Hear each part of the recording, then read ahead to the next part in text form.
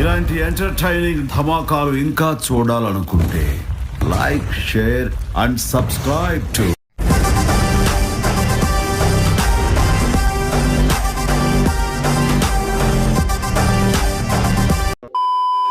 మీరు వ్యంగ్యంగా మాట్లాడితే మేము భరించాలి, మేము మాత్రం కామ్గా ఊరుకోవాలి. మేము మాట్లాడితే మీరు భరించలేరు. ఇది ఒక్కటే ఎన్నిసార్లు ఎందుకు చెబుతున్నావు? వాళ్ళు సమావేశాలు పెడితే మరి జగన్ చేసిన అప్పులకు లెక్కలున్నాయి. చంద్రబాబు చేసిన అప్పులన్నీ ఎటుపోయాయి? రూపాయి 2 రూపాయలు కాదు సార్, అక్షరాల 1,00,000 కోట్లు. వీడెవడండి బాబు, ఆ నాన్నే అదమని చెప్పేసుకుంటున్నాడు. ప్రజల్లో వ్యతిరేకత వల్ల ఓడిపోలేదు, ప్రజలకు మంచి చేసి మళ్ళీ చెప్పు. మంచి చేసి ప్రజలకు మంచి చేసి వైఎస్ఆర్ కాంగ్రెస్ పార్టీ ఓడిపోయింది. గతి లేదు.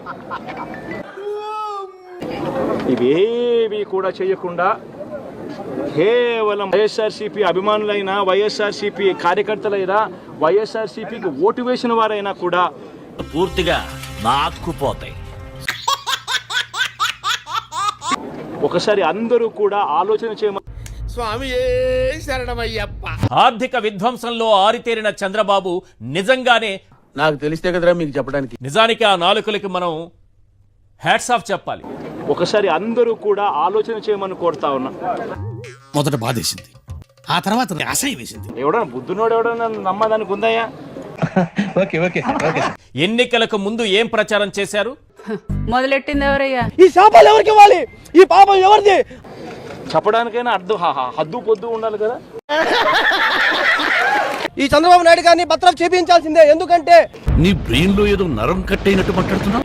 2 నెలల నుంచి ప్లేట్ నిండా ఫుడ్ లేదు, కంటి నిండా నిద్ర లేదు.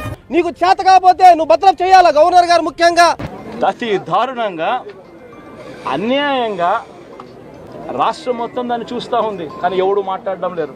పనికిరాని విషయాలు పెద్ద పట్టించుకోండి. చంద్రబాబు నాయుడు స్థాయిలో చంద్రబాబు నాయుడు ఒక రెడ్ బుక్, లోకేష్ స్థాయిలో లోకేష్ ఒక రెడ్ బుక్, ఎమ్మెల్యే స్థాయిలో ఎమ్మెల్యే ఒక రెడ్ బుక్, మండల స్థాయిలో మండల నాయకుడు ఒక రెడ్ బుక్, గ్రామ స్థాయిలో గ్రామంలో ఇంకో రెడ్ బుక్, గ్రామ స్థాయిలో ఇంకో. ఏమైనా పాపం చేశామా?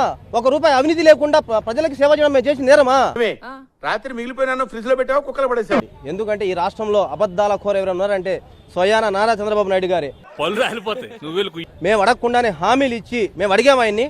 రే గుడిరాజు, నీ గూళ్ళు పెరిగిన కానీ మెదడు పెరగలేదురా. మళ్ళీ మన రామారావు గారు తేలేదా? ఇదిగో ఈ 10 రూపాయలు ఉంచుకో. అబద్ధాల కోరి ముఖ్యమంత్రి ఒకటే చెప్తున్నావు. బాగా చెప్పావురా. గడాఫీ లాంటి వాళ్ళే భూస్థాపితం అయిపోయారు. నువ్వెంత? నీ పతనం ఎంత? చంపేశారు. అమ్మాయి ఐటమ్ బాంబు అయితే మీరు ఆటం బాంబు. Performance peaks. ఈ చంద్రబాబు నాయుడు ఏదైతే 165 సీట్లు గర్వం ఎక్కావో 5 తీసేసి 16 ఉరితాడు బిగించబోతున్నాం మేము. వచ్చే జన్మంటూ ఉంటే మళ్ళీ రికార్డింగ్ డాన్సర్ గానే పుట్టించమని దేవుడిని ప్రార్థన. మళ్ళీ పథకాలు ఇస్తాడు. నువ్వు ఆ సినిమా ఉంది కదా, మన ఒకే ఒక్కటి సినిమా ఒకటి ఉంది కదా. యాదవ పోతు బొబ్బాస్ చెట్లా పెరిగావు. ఒక్కరోజు జగన్మోహన్ రెడ్డికి అయ్యా పరిపాలన. నీ పాలన జగన్మోహన్ రెడ్డి గారు చూపిస్తారు. ఇంతమంది మహిళా మంత్రులను తీసుకుని చోటు మీద పడేసావే.